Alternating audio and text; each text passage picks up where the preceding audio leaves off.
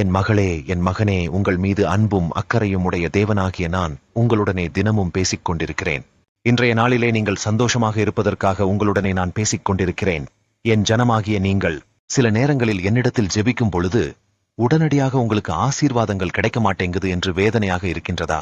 அப்படிப்பட்ட என் ஜனமாகிய உங்களுக்கு வேதாகமத்தில் இருந்து சொல்லுகிறேன். 2 கொரிந்தியர் 12ஆம் அதிகாரம் 9ஆம் வசனம், என் கிருபை உனக்கு போதும், பலவீனத்திலே என் பலம் பூரணமாய் விளங்கும் என்று எழுதியிருக்கபடியாக, என் மகளே, என் மகனே, உங்களுடைய வாழ்க்கையிலே சில நேரங்களில் நீங்கள் எதிர்பார்த்து ஜெபித்த காரியத்திலே நீங்கள் எதிர்பார்த்தபடி கர்த்தராகிய நான் உங்களுக்கு பதில் தரவில்லை என்று கலங்கிக் கொண்டிருக்கிறீர்களா? அப்படிப்பட்ட என் ஜனமாகிய உங்களுக்கு கர்த்தராகிய நான் சொல்லுகிறேன், உங்களுடைய ஜெபத்தினை கேட்டேன், உங்களுக்கு பதில் கொடுத்தேன். என் மகளே, என் மகனே, என்னுடைய கிருபை உங்களுக்கு போதும். கர்த்தராகிய நான் உங்களை பலன்படுத்த எப்பொழுதுமே உங்களுடனே இருக்கிறேன். பின்னர் எதற்காக என் மகளே, என் மகனே, நீங்கள் கலங்கிக் கொண்டிருக்கிறீர்கள்? நீங்கள் கர்த்தர் எனக்கு கிருபை தருவார் என்று விசுவாசத்துடன் ஜெபம் செய்யுங்கள். என் மகளே, என் மகனே, நீங்கள் பயப்படாமல் இருங்கள். என்னுடைய கிருபை உங்களுக்கு போதும். நான் உங்களுடைய பலவீனத்தில் பலன் தருவேன் என்று வாக்கு கொடுக்கிறேன். நீங்கள் விசுவாசத்துடனே என்னை நோக்கி ஜெபத்தினிலே, கர்த்தாவே, உம்முடைய கிருபை எனக்கு போதும். கர்த்தாவே, இந்த நாள் முழுவதும், இந்த மாதம் முழுவதும், வருகின்ற வருடங்கள் முழுவதும் கிருபை மட்டும் எங்களுக்கு போதும். என்னுடைய பலவீனத்தில் உம்முடைய கிருபை என்னை பலன்படுத்தும்படியாக உம்மை நோக்கி துதிக்கிறேன். உம்முடைய கிருபையை எமக்கு தந்து என்னை தாங்குவதற்காக உமக்கு ஸ்தோத்திரம் என்று என்னை நோக்கி நீங்கள் ஜெபத்தினிலே ஆராதியுங்கள். அப்பொழுது உங்களுடைய ஜெபத்திற்கு செவி கொடுத்து உங்களுக்கு அற்புதங்களையும் ஆசீர்வாதங்களையும் பலனையும் கொடுப்பேன் என்று வாக்கு கொடுக்கிறேன். என்னுடைய கிருபையை நிமித்தம் நீங்கள் உங்களுடைய வாழ்நாளிலே நிறைவாக வாழ்வீர்கள். என் மகளே, என் மகனே, நீங்கள் கர்த்தருக்கு பிரியமான காரியங்களை செய்யுங்கள். உங்களுக்கு வேதாகமத்தில் இருந்து சொல்லுகிறேன். சங்கீதம் 143ஆம் அதிகாரம் 10ஆம் வசனம், உமக்கு பிரியமானதை செய்ய எனக்கு போத்தி தருளும் என்று எழுதியிருக்கபடியாக, என் மகளே, என் மகனே, நீங்கள் கர்த்தரிடத்தில் ஜெபம் செய்யும் பொழுது இந்த வேதாகம வாக்குத்தத்தத்தினை விசுவாசித்து ஜெபம் செய்யுங்கள். நீங்கள் என்னை நோக்கி ஜெபம் செய்யும் பொழுது, கர்த்தாவே, உமக்கு பிரியமானதை செய்யும்படி எனக்கு போதி தருளும். என் மகளே, என் மகனே, நீங்கள் விசுவாசத்துடனே கர்த்தரை நோக்கி ஜெபம் செய்யும் பொழுது உங்களுக்கு கிருபையும் பலனும் உண்டாகும். என் ஜனமாகிய நீங்கள் உங்களுக்காகவும் நீங்கள் வாழக்கூடிய பகுதி மக்களுக்காகவும் என்னிடத்திலே ஜெபம் செய்யுங்கள். என் மகளே, என் மகனே, நீங்கள் கர்த்தருக்கு பிரியமானதை செய்யும்படியாக உங்களை கர்த்தரிடத்தில் ஒப்புக் கொடுத்து கர்த்தரிடத்திலே விசுவாசமாய் இருந்து நீங்கள் தினமும் வேதாகமும் வாசித்து கர்த்தரிடத்திலே தினமும் ஜெபம் செய்து கர்த்தருக்கு பிரியமானதை செய்யும்படியாக உங்களை கர்த்தரிடத்தில் ஒப்புக் கொடுத்து வாழுங்கள். நீங்கள் ஜெபத்தினிலே என்னை நோக்கி ஆராதிக்கும் பொழுது, கர்த்தாவே, உமக்கு பிரியமானதை செய்யும்படியாக என்னை நீங்கள் ஆசீர்வதியுங்கள்.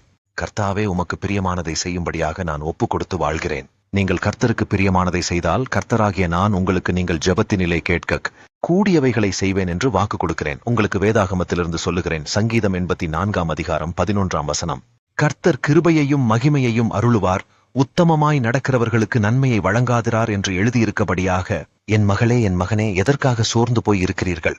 எந்த நன்மையை நீங்கள் எதிர்பார்த்து காத்துக் கொண்டிருக்கிறீர்கள் என்பதை குறித்து நீங்கள் என்னிடத்தில் சொல்லுங்கள். என் மகளே, என் மகனே, நீங்கள் கர்த்தரை விசுவாசித்து ஜெபிக்கும் பொழுது உங்களுக்கு எந்த நன்மைகளை கேட்பீர்களோ அவைகளை கொடுப்பேன் என்று வாக்கு கொடுக்கிறேன். அதற்கு நீங்கள் முதலில் கர்த்தரிடத்தில் உத்தமமாய் நடக்க வேண்டும்.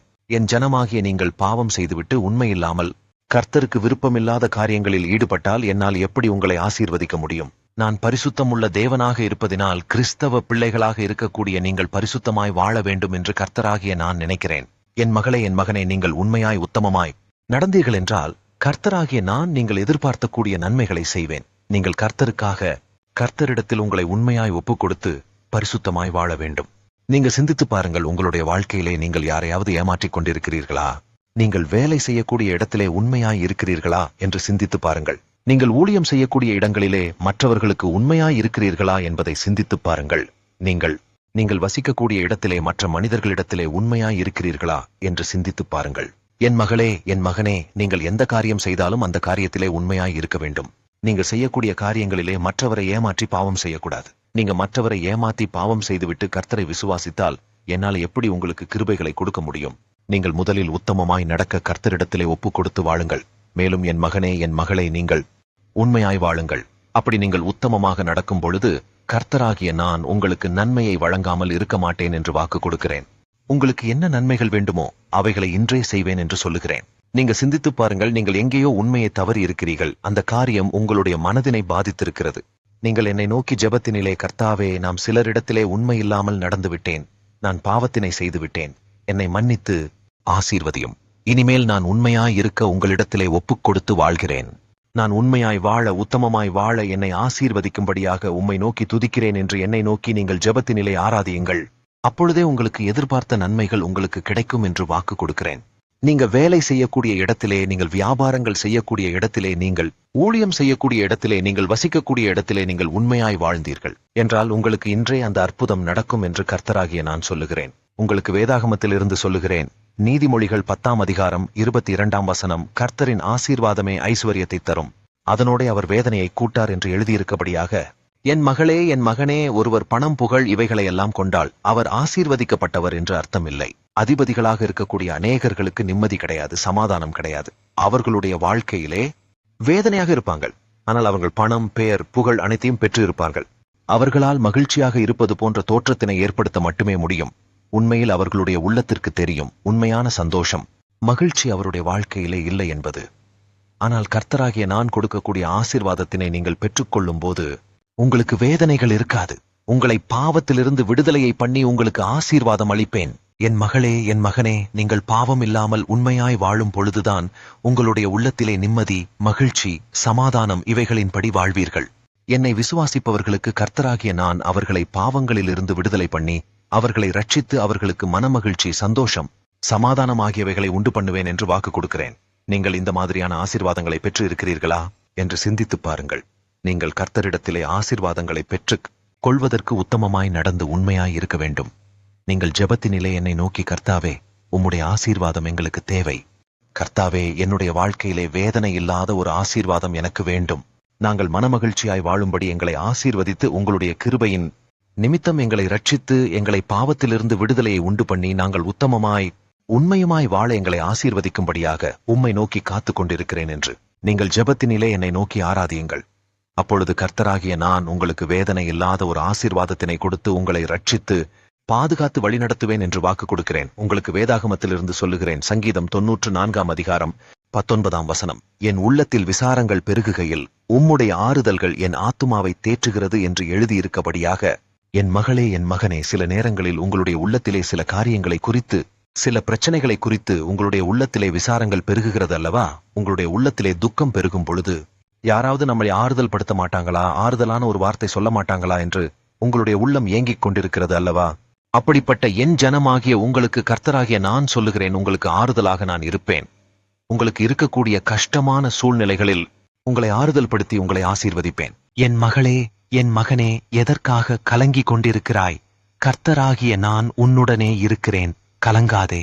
என் மகளே, என் மகனே, உங்களுடைய வாழ்க்கையிலே துக்கங்கள், விசாரங்கள் பெருகும் பொழுது கர்த்தராகிய நான் உங்களை ஆறுதல் படுத்தி தேற்றுவேன் என்று வாக்கு கொடுக்கிறேன். என்னுடைய ஆறுதல் உங்களுக்கு போதும். கர்த்தர் உங்களுடனே இருக்கும் பொழுது நீங்கள் ஏன் கலங்கிக் கொண்டிருக்கிறீர்கள்? உங்களுக்கு எதிராக எழும்பக்கூடிய சத்துருக்கள் உங்களை எப்படியாவது விழ செய்து விட வேண்டும், உங்களை துக்கப்படுத்த வேண்டும் என்று ஏதாவது ஒரு காரியத்திலே உங்களை தொந்தரவு கொடுத்து கொண்டே இருப்பான். ஆனால் அவனை கண்டு நீங்கள் கலங்கக்கூடாது என்று கர்த்தராகிய நான் சொல்லுகிறேன். உங்களுக்கு வேதாகமத்தில் இருந்து சொல்லுகிறேன். மீகா 7ஆம் அதிகாரம் 8ஆம் வசனம், என் சத்துருவே, எனக்கு விரோதமாய் சந்தோஷப்படாதே, நான் விழுந்தாலும் எழுந்திருப்பேன் என்று எழுதியிருக்கபடியாக, என் மகளே, என் மகனே, நீங்கள் உங்களுடைய வாழ்க்கையிலே உயர்ந்து விடக்கூடாது என்று உங்களுடைய சத்துருக்கள் நினைப்பார்கள். நீங்கள் வேலையிலே உயர்ந்து விடக்கூடாது, உங்களுடைய தொழிலிலே நீங்கள் உயர்ந்து விடக்கூடாது, உங்களுடைய படிப்பிலேயே நீங்கள் முதலில் வந்துவிடக்கூடாது, உங்களுடைய ஊழியத்திலே நீங்கள் உயர்ந்து விடக்கூடாது என்று சத்துரு நினைப்பான். என் மகளே, என் மகனே, கிறிஸ்தவ பிள்ளைகளாக இருக்கக்கூடிய உங்களை வீழ்த்தி உங்களை துயரப்படுத்துவதில் அவன் குறிக்கோளாக இருப்பான். சில நேரங்களில் கிறிஸ்தவ பிள்ளைகளாக இருக்கக்கூடிய நீங்கள் சில காரியங்களிலே நான் வீழ்ந்து போய்விட்டேன், நான் சோர்ந்து போய்விட்டேனே என்று நினைத்துக் கொண்டிருக்கிறீர்கள். அப்பொழுது சத்துருவானவன் நீங்கள் விழுந்ததை குறித்து சந்தோஷப்படுவான். நீங்கள் விசுவாசத்துடனே சொல்லுங்கள், சத்ருவே, நீ சந்தோஷப்படாதே, நான் விழுந்தாலும் என்னுடைய கர்த்தர் என்னை எழுந்திருக்க பண்ணுவார். கர்த்தராகிய நான் உங்களை நோக்கி, நீ எழுந்திரு மகனே, நீ எழுந்திரு மகளே, நான் உங்களுடனே இருக்கிறேன் என்று சொல்லுகிறேன். கிறிஸ்தவ பிள்ளைகளாக இருக்கக்கூடிய நீங்கள் சில காரியங்களில் விழுந்து விட்டால் இனிமேல் நம்மால் எழுந்திருக்க முடியாது என்று கலங்கிக் கொண்டு இருக்காதீர்கள். உங்களுக்கு வாழ்க்கை இன்னும் நிறைவாக இருக்கிறது. ஆசீர்வாதமான வாழ்க்கை உங்களுக்காக காத்துக் கொண்டிருக்கிறது. நீங்கள் விழுந்த காரியத்தினை கர்த்தரிடத்திலே, கர்த்தாவே, என்னை நான் விழுந்த காரியத்திலேயே என்னை எழுந்திருக்க பண்ணுவீராக என்று ஜெபத்தினிலே ஆராதியுங்கள். அப்பொழுது கர்த்தராகிய நான் உங்களை திரும்பவும் எழுந்திருக்க பண்ணி உங்களை உயர்த்துவேன். என் மகளே, என் மகனே, உங்களுடைய வாழ்க்கையிலே நீங்கள் திரும்பவும் நன்மையை காண்பீர்கள். திரும்பவும் உங்களுடைய வாழ்க்கையிலே உயர்த்தப்படுவீர்கள். நீங்கள் மேன்மைப்படுத்தப்படுவீர்கள். அதனால் கிறிஸ்தவ பிள்ளைகளாக இருக்கக்கூடிய என் ஜனமாகிய நீங்கள், சத்துரு என்னை கீழே தள்ளிவிட்டான், என்னுடைய வாழ்க்கை முடிந்துவிட்டது என்று கலங்கிக் கொண்டு இருக்காதீர்கள். நீங்கள் விசுவாசத்துடனே என்னை நோக்கி ஜெபத்தினிலே, கர்த்தாவே, நான் சத்துருக்களினால் கீழே விழுந்து விட்டேன் என்று கலக்கிக் கொண்டிருந்தேன். நீங்கள் என்னை தேற்றி திரும்பவும் எழுந்திருக்க பண்ணினீர். அதற்காக உமக்கு ஸ்தோத்திரம். நான் இனிமேல் கலங்க மாட்டேன். என் சத்துருக்களை குறித்து நான் பயப்பட மாட்டேன். நான் விழுந்திருக்கக்கூடிய காரியத்திலேயே என்னை உயர்த்தி என்னை மேன்மைப்படுத்தும்படியாக உம்மை நோக்கி துதிக்கிறேன் என்று ஜெபத்தினிலே என்னை நோக்கி நீங்கள் ஆராதியுங்கள். அப்பொழுது உங்களுக்கு ஆசீர்வாதங்களும் அற்புதங்களும் நிறைவாய் கொடுத்து உங்களை உங்களுடைய வாழ்க்கையிலே உயர்த்தி உங்களை ஆசீர்வதிப்பேன் என்று வாக்கு கொடுக்கிறேன்.